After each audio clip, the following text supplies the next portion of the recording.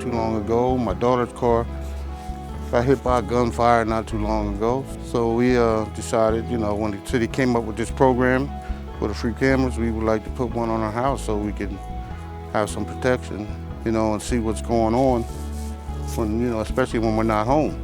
I lived here 38 years, and the neighborhood has changed dramatically over the years.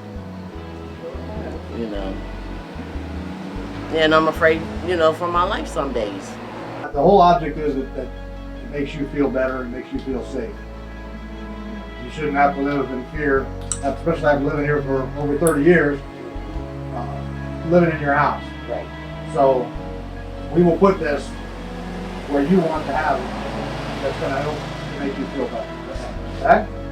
I'd just like to thank the City of York, the York City Police Department, Rio Link, the Electrical Bureau, everyone that made it possible for senior citizens to get these cameras so they can feel safe in their homes. Their families and just everybody in the house. There's actually been some criminal activity in the neighborhoods here, including 2 fatalities. And it's just my wife and I here at this address for 50 years now, and we take advantage of all the opportunities we have to protect ourselves.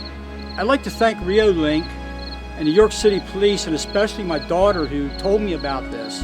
I believe a lot in safety, and this has been a really great neighborhood.